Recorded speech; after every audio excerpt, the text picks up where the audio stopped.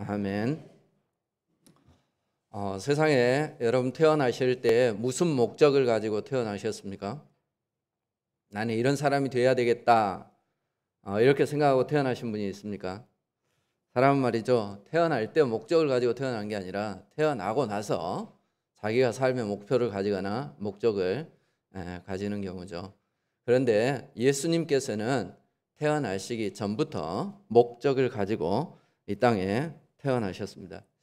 그분은 목적을 가지고 이 땅에 오셨고 그 목적을 살아가시면서 이루셨고 그 목적에 따라 세상을 떠나신 그런 분이다, 그렇게 말씀드릴 수 있습니다.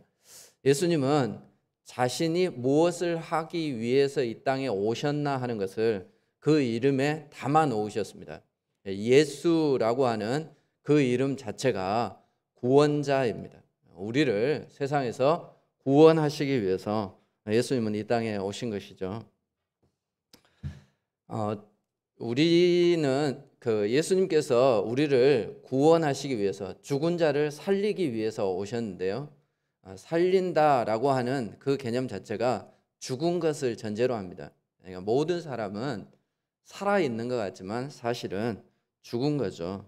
그래, 그 죽어 있는 사람은 스스로 살아날 수 없습니다. 아무것도 할 수 없죠. 그래서 살려줄 수 있는 존재, 또 다른 존재가 필요합니다. 그 역할을 하기 위해서 예수님께서 이 땅에 오셨습니다. 사람은 누구나 한계를 가지고 있습니다. 스스로 빠져나올 수 없는 한계. 어떤 사람들은 한계를 극복하라 이렇게 얘기를 하는데, 한계라는 말 자체가 스스로 힘으로 넘어설 수 없는, 극복할 수 없는 것을 한계다 이렇게 얘기해요. 그러니까 세상에 한계를 극복할 수 있는 사람은 아무도 없습니다. 스스로 극복하기 어려운 문제들을 사람들은 다 가지고 있습니다. 어떤 사람은 도박이라고 하는 한계를 가지고 있습니다. 거기서 벗어나야 되는데 벗어나지를 못해요. 우리가 보면 야, 그거 손 떼면 되지 이렇게 생각하는데 손 못 떼는 거예요. 어떻게 보면 그 사람은 그것이 한계입니다. 전에 제가 시골 교회에 있을 때 나오신 분이 있는데 그분은 알코올 중독자였어요. 그래, 저녁마다 술을 드세요. 매일. 그래서 제가 어떻게 사람이 저럴 수 있을까 하고 생각해 봤는데, 가만히 생각해 보니까 우리도 매일 커피를 마시잖아요. 물론 안 마시는 분은 계시겠지만 그분은 내가 커피 마시는 것처럼 술을 마시는 거예요. 감사하게도 낮에는 안 마셔요. 밤에 마셔요. 그리고 그냥 주무시는 거지. 그런데 이분이 안 마시는 날이 있어요. 언제인지 아세요?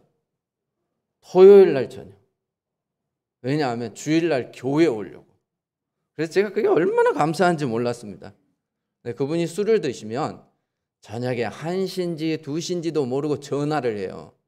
처음엔 아무것도 모르고 저분이 무슨 급한 일이 있나 보다. 그리고 전화를 받았는데 그러면 한 30분 통화를 합니다. 이 제일 짧은 시간이에요. 그래, 그 다음부터는 말이죠, 모르는 척하고 안 받았습니다. 근데 그분한테는 극복하기 어려운 게 있어요. 그게 뭐냐? 술을 끊는 거예요. 그분이 말이죠, 교회를 다니고 신앙생활을 잘 했어요. 그래, 집사가 되고 말이죠, 강대상에 올라와서 대표기도도 하고 그랬어요. 그런데도 못 끊어. 그래, 제가 그게 그리 안 끊어집니까? 그랬더니 안 됩니다. 그분은 우리가 생각하는 것처럼 이 술을 끊는 게 그렇게 쉬운 일이 아니에요. 자식의 문제가 그렇습니다. 어떤 사람은 사랑을 너무 쉽게 하는데 사랑이 어렵다고 얘기하는 사람도 있고요. 취업도 그렇습니다. 남들은 쉽게 직장을 가지는데 잘 안 되는 경우가 있습니다. 그런 것뿐만 아닙니다. 용서하는 것이 그렇습니다. 그냥 사람 하나 용서해 주면 될 것 같은데 말이죠, 용서가 안 되는 사람이 있어요. 그리고 어떤 사람은 말이죠, 심지어는 더러운 것을 견디지 못하는 사람도 있습니다. 그래, 운동선수 출신의 예능인이 되어진 사람 있죠. 그 친구는 샤워를 너무 바빠서 요즘은 간단하게 한답니다. 근데 그 간단하게 하는 게 우리가 하는 정도라네요. 우리가 매일 샤워하는 정도가 자기한테는 간단한 거. 그러면 보통은 어떻게 하냐? 1시간씩 샤워를 한답니다. 그러니까 지저분한 것을 견디지 못하는, 각이 세워져 있어야 되는데 각이 흐트러져 있는 것을 그걸 견디지 못하는 그런 사람이 있습니다. 우리가 볼 때는 아무것도 아닌 것 같은데 남들은 쉽게 극복하는 한계가 어떤 사람에게는 어려운 게 있습니다. 그런데 말이죠, 모든 사람들이 동일하게 한 번도 극복하지 못한 그런 한계가 있습니다. 그게 뭐냐? 그게 바로 죄입니다. 아무도 죄인이 되고 싶어 하지 않습니다. 그래서 사람들이 말이죠, 우리를 죄인 취급하는 것을 좋아하지 않습니다. 모두 다 누구라도 자신을 죄인 취급하는 것, 심지어는 죄를 짓고도 말이죠, 죄인 취급하는 것을 싫어합니다. 그런데 말이죠, 신기하게도 모든 사람들이 다 죄를 짓습니다. 그 죄의 문제에서 스스로 아무도 벗어날 수 없습니다. 아무도 예외 없이 다 죄인이고요. 죄를 지은 사람은 이미 죽은 사람입니다. 그래서 이 죽은 사람, 죄를 지은 사람, 그 죄에서 건져내시기 위해서 예수님께서 이 땅에 목적을 가지고 오신 것입니다. 그게 바로 오늘 성탄절입니다. 사람들이 말이죠, 내가 왜 죄인이냐 하도 그러니까 예수님께서 말이죠, 너희들이 마음으로 짓는 죄도 죄다. 네가 직접 간음하지 아니하였다도 음욕을 품는 게 죄다. 네가 직접 도둑질하지 않았더라도 탐심을 품는 것이 죄다. 그렇게 예수님께서는 말씀하셔요. 죄인은 죄를 짓습니다. 그래서 죄인입니다. 잘 생각해 보면 말이죠, 죄를 짓지 않는 사람은 세상에 아무도 없습니다. 그럼에도 불구하고 나는 의롭다라고 얘기하는 사람이 있을지도 몰라요. 그러면 말이죠, 이렇게 우리가 말해줄 수 있습니다. 그 사람이 죄인이기 때문에 죄를 짓는데 말이죠, 그런데 모든 사람은 다 그냥 죄인으로 태어나는 것입니다. 이게 이제 좀 억울하게 생각되어질 사람이 있어요. 개한테 가서 물어보세요. 너는 개로 태어나고 싶어서 개로 태어났니? 지가 태어나니까 개였던 거예요. 사람은 그 개를 보고 무슨 취급해요? 개 취급하는 거예요. 저는 말이죠, 어느 날 갑자기 태어났는데 제가 거울을 보고 깜짝 놀랐습니다. 제 눈이 말이죠, 갈색이더라고요. 그런데 더 놀란 것은 말이죠, 서양 사람 눈이 펄해. 그렇게 태어난 겁니다.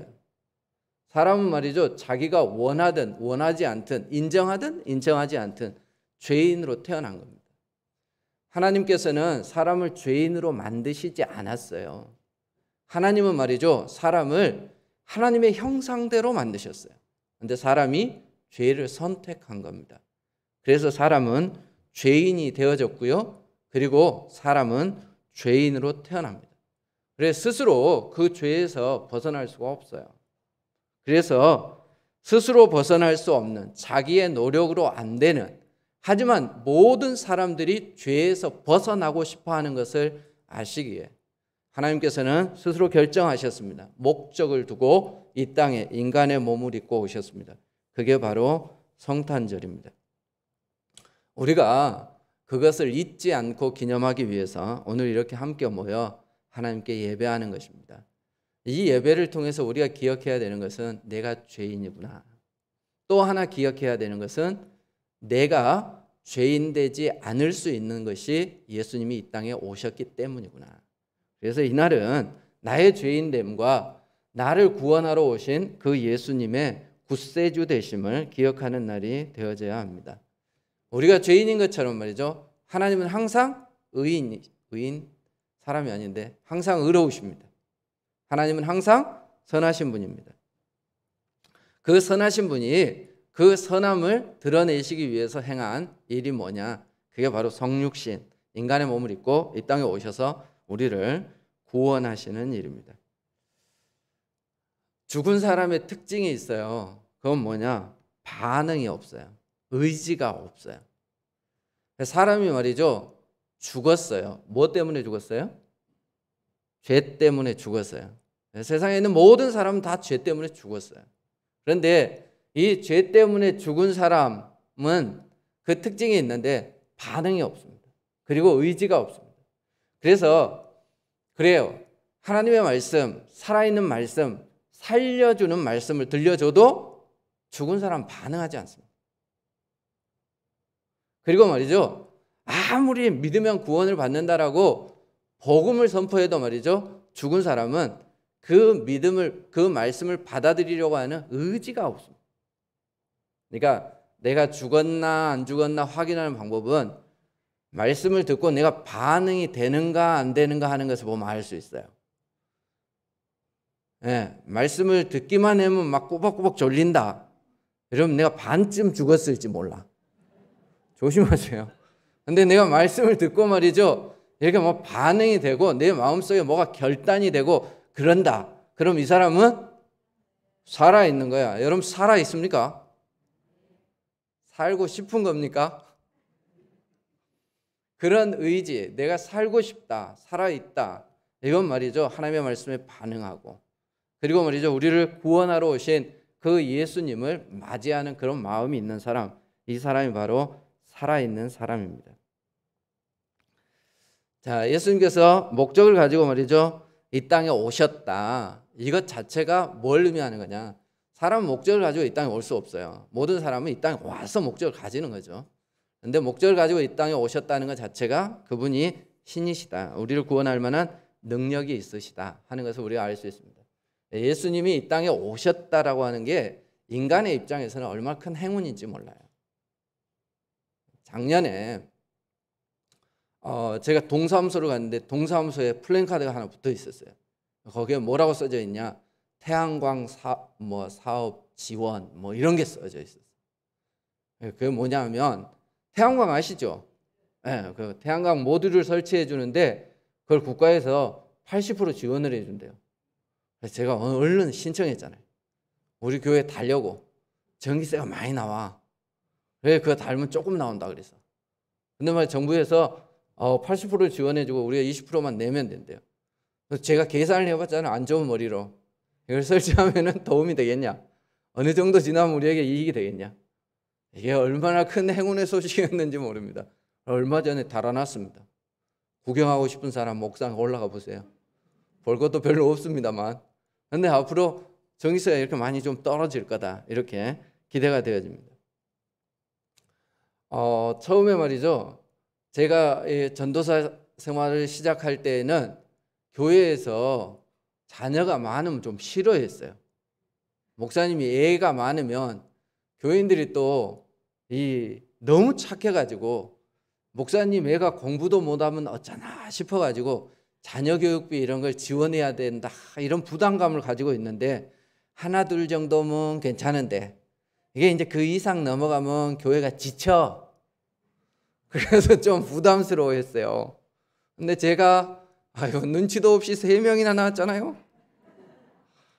그랬는데 감사하게도 우리 애들이 말이죠, 대학 다닐 때쯤 되니까 나라에서 어찌 알고 셋째 아는 그냥 보내준다네.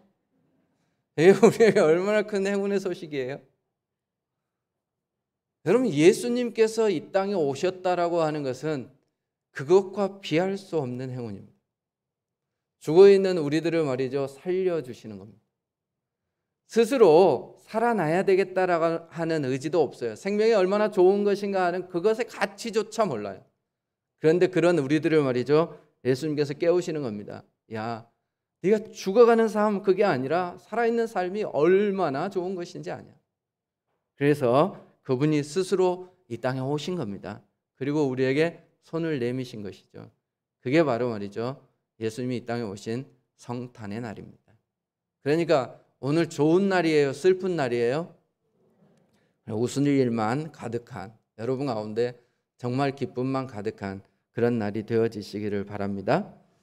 자, 그러기 위해서 오신 예수님께서는 사랑하는 자들을 높여주시기 위해서 스스로는 어떻게 되셨느냐? 낮아지셨습니다. 죽음에 죽어가는 사람, 혹은 죽어있는 사람, 혹은 죽어있는 공동체, 죽어있는 나라, 그것을 살리기 위해서는 어떤 사람이 필요할까요? 어떤 존재가 필요할까요? 강한 사람이 필요합니다. 힘 있는 사람이 필요합니다. 예수님이 태어날 당시에 말이죠. 가이사 아구스도는 로마를 세울 만한, 세계를 일으킬 만한 능력이 있는 사람이었습니다. 그 사람이 말이죠. 유대를 지배하고 있습니다. 그러면 유대가 독립하고 힘을 얻으려면 그보다 더 강한 왕이 필요합니다. 골리앗이 있다면 말이죠. 골리앗을 물리칠 만한 다윗 같은 강한 왕이 필요합니다. 그래 이스라엘 백성들은 그들이 어쩌면 그런 힘 있는 왕을 기대했을지 모릅니다. 그런데 예수님이 이 땅에 오셨는데 어떤 모습으로 오셨어요? 너무 약한 모습으로 오셨어요. 가이사 아구스토가 영을 내리니까 말이죠. 만삭이 된 몸을 이끌고 그 먼 길을 말이죠. 걸어서 호적하러 가야 되는, 그게 예수의 육신의 어머니의 형편이었습니다. 힘이 있는 게 아니라 힘이 없었어요. 거절할 수도 없는 그런 신분을 가지고 있었습니다. 그리고 예수님도 말이죠. 이 땅에 태어날 때 왕으로 오셨다면, 뭔가 좀 세상을 변혁시키실 그런 분으로 오셨다면, 죽어가는 사람을 살리고 말이죠. 죽어가는 나라를 일으키려면 왕이 안 되더라도 뭔 장군의 모습으로라도 그렇게 오셔야 되는 거 아니에요? 불말과 불병거를 타고 가신, 올라간 말이죠. 이 엘리야처럼 불말과 불병거를 타고 예수님이 태어나셨다고 생각해 보세요. 그러면 바리새인 그까짓 것들이 그렇게 예수님 앞에 까불었겠습니까? 그런데 예수님 너무 초라한 모습으로 이 땅에 오셨습니다. 누가 봐도 말이죠. 세상을 구원할 자의 모습이 아닙니다. 그분이 왜 그렇게 낮아지셨을까요? 우리를 높여주시기 위해서 그렇습니다. 그분은 우리를 높이기 위해서 스스로 낮아지셨습니다. 강한 사람을 선호하는 이 시대에 예수님께서 태어나심은 우리에게 그보다 더 강한 메시지를 전해주고 있어요. 우리는 강한 게 최고라고 생각합니다. 그래 많은 사람들이 말이죠. 높은 사람하고 연을 닿으려고 애를 씁니다. 그래야 일이 쉽게 풀려요. 높은 사람하고 말이죠. 이렇게 인연을 맺고 있어야지 우리에게 성공의 길이 쉽게 열려요. 그래서 사람들은 높은 사람을 선호합니다. 가까이 하려고 합니다. 그리고 자기도 높아지려고 합니다.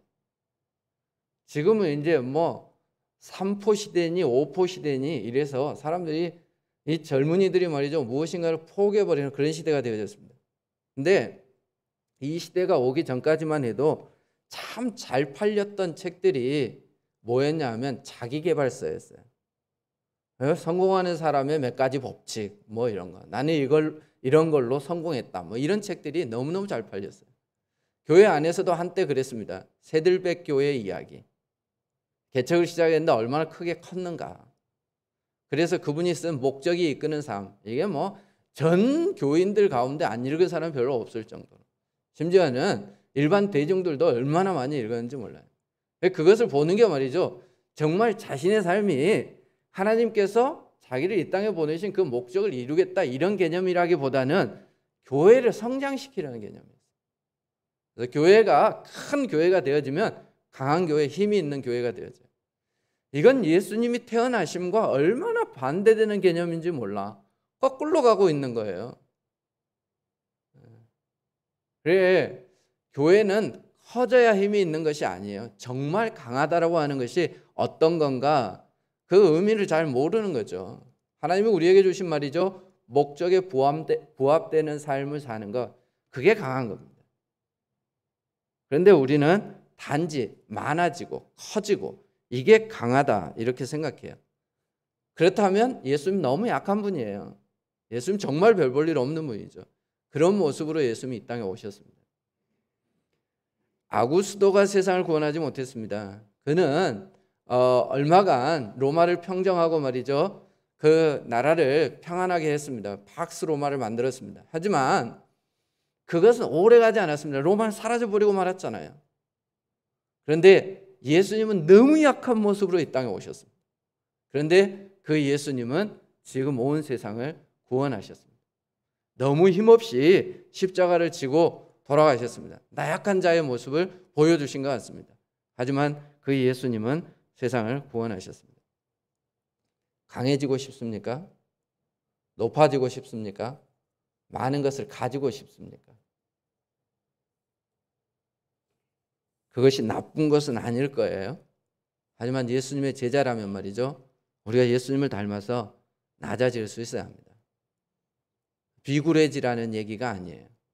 남을 높이기 위해서, 그리고 하나님께 영광을 돌리기 위해서 내가 낮아질 수 있어야 합니다. 내가 속해 있는 공동체, 내가 속해 있는 가정, 내가 속해 있는 교회, 이것을 높이고 그리고 내가 낮아질 수 있어야 합니다. 그게 예수님이 이 땅에 오신 그 어떤 목적을 따라가는 제자들이 행해야 될 그런 모습이 아니겠습니까? 높아지기를 원하십니까? 그럼 어쩌면 우리는 예수님이 오신 길과 반대로 걸어가고 있을지도 모릅니다. 예수님은 자신을 낮추고 남을 높였습니다. 가정에서 왕이 되려고 하지 마세요. 교회에서 왕이 되려고 하지 마세요. 내가 속해 있는 공동체에서 왕이 되려고 하지 마세요. 낮아지세요. 낮아지시고 남을 높일 때 낮아진 그 사람을 하나님이 쓰시려면 하나님께서 높여주실 줄 믿습니다. 스스로 높아진 사람은 그 자리를 지키기 위해서 애를 써야 돼요. 누군가가 나를 해치지 않을까 싶어서 사람도 가까이 할 수 없어요. 하지만 하나님이 높여준 사람은 그렇지 않습니다. 스스로 낮아져서 하나님께 높임을 받는 여러분이 되어지시기를 바랍니다. 예수님은 사랑하는 자를 위해서 낮아지시되 어디까지 낮아지셨어요? 죽기까지 낮아지셨어요. 적자 생존의 시대를 우리는 살아가고 있습니다. 그래, 좀 일찍 눈을 뜬 사람은 말이죠, 부동산을 해서 남들보다 더 부를 축적한 사람들이 있습니다. 암호화폐나 주식에 눈을 먼저 뜬 사람은 이렇게 부유한 부를 축적한 그런 사람들이 있습니다. 남들보다 말이죠, 무엇인가 더 앞서가려고 사람들은 애를 쓰고 더 강해지려고 애를 씁니다. 기업들이 살아남기 위해서 얼마나 치열하게 싸우고 있는지 우리는 우리의 삶의 현장에서 보지 않습니까? 우리는 그런 시대를 살아가고 있습니다. 보니까 예술인의 삶으로 산다는 것, 오늘 우리 친구가 트럼펫 불었는데 저 친구가 트럼펫을 언제까지 불 수 있을까요? 죽을 때까지 불었으면 좋겠다. 그런 생각이 듭니다. 먹고 사는 것 걱정하지 않고 자기가 가지고 있는 재능으로 살아갈 수 있는 시대가 열렸으면 좋겠다. 그런데 엄마 아빠는 알아요. 아시죠?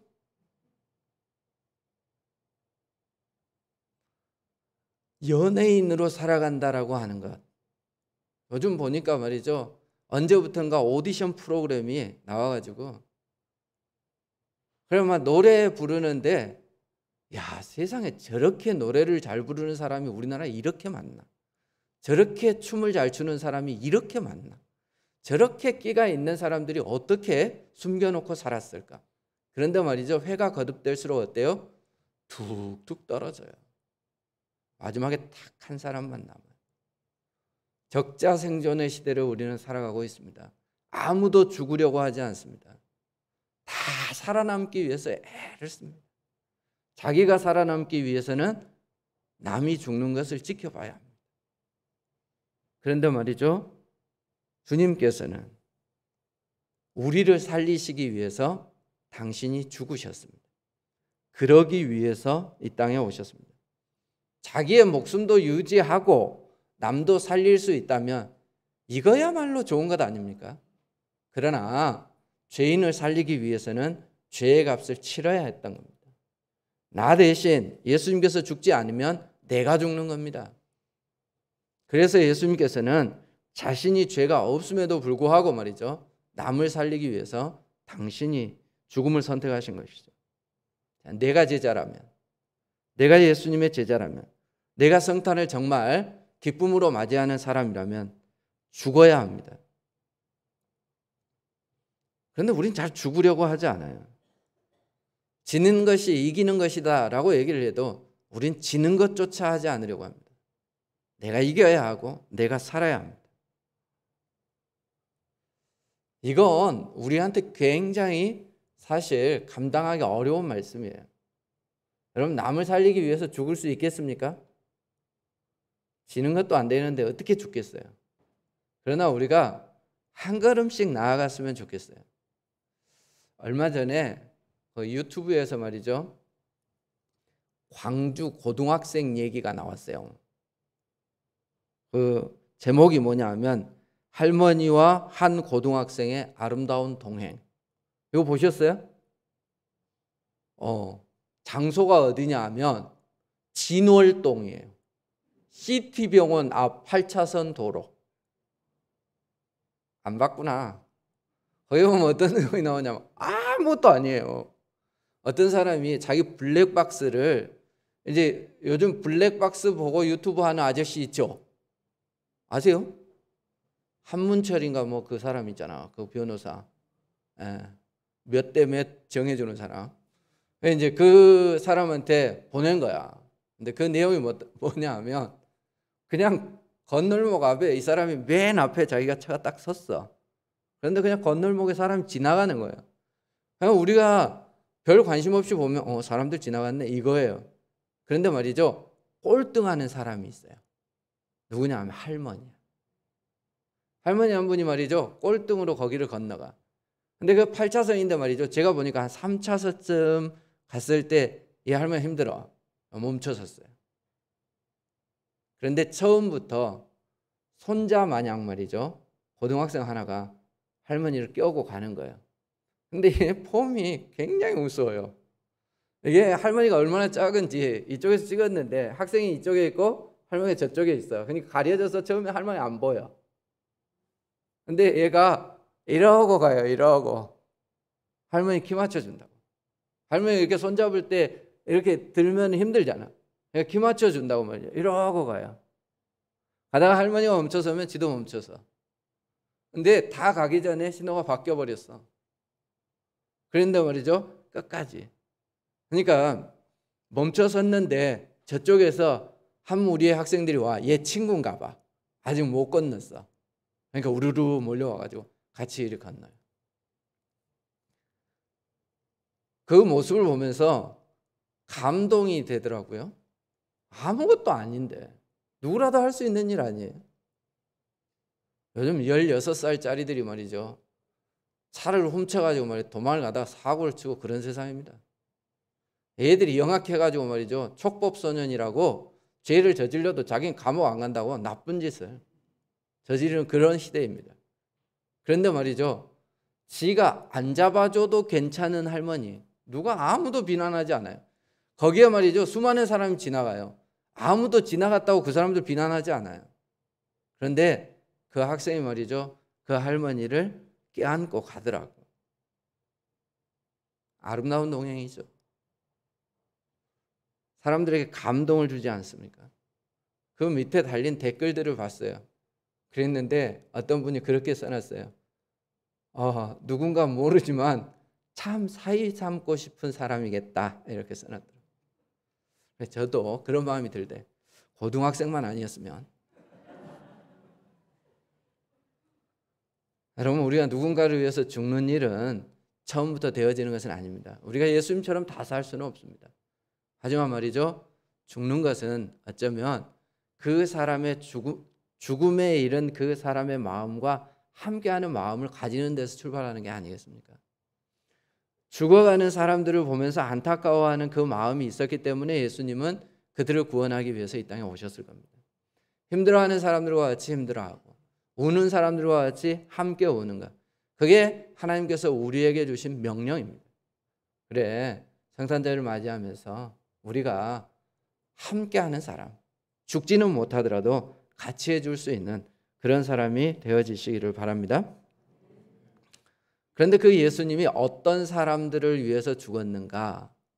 예수님이 세상에서 가장 싫어한 게 뭘까요? 죄예요, 죄. 예수님이 가장 가까이 할 수 없는 게 뭘까요? 죄예요, 죄. 그런데 말이죠, 그 죄를 지은 사람을 뭐라고 불러요?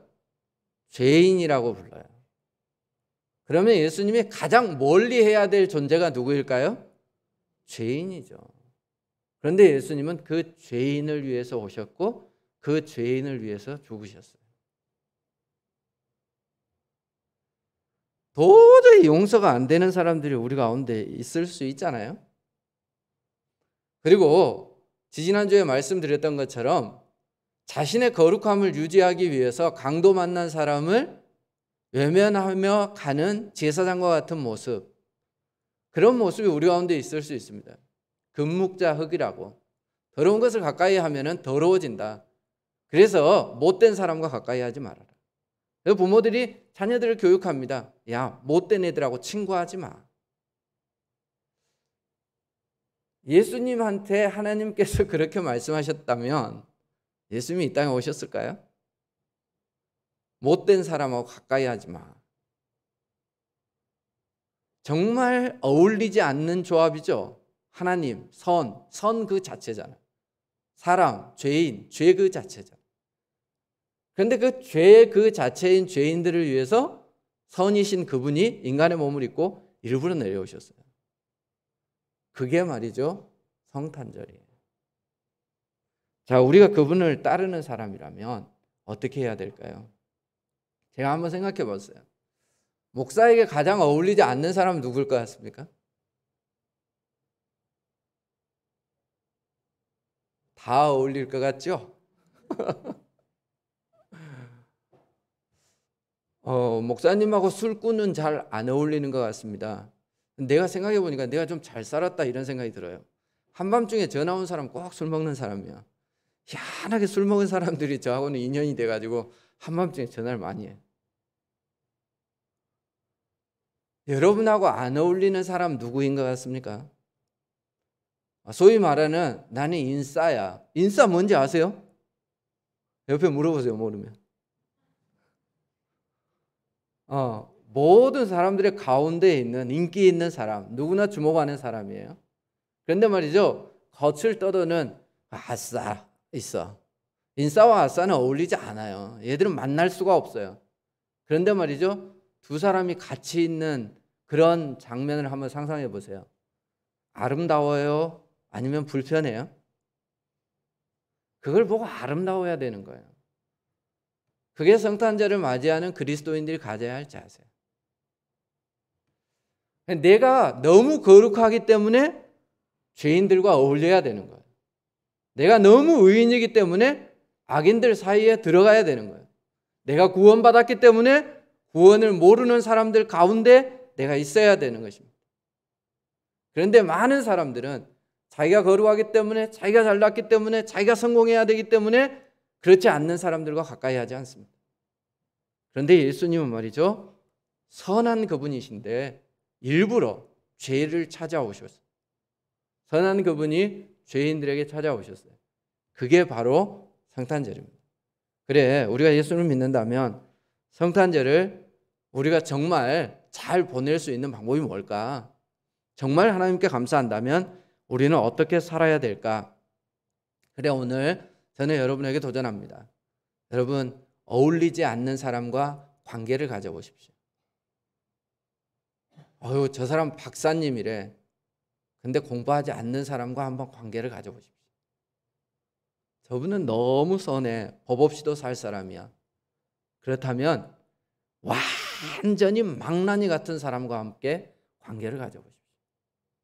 나하고 정말 어울리지 않는 사람, 사람들이 가까이 하고 싶지 않는 사람, 그 사람과 함께하는 것, 그게 말이죠, 예수님을 따르는 사람들이 가져야 될 태도입니다.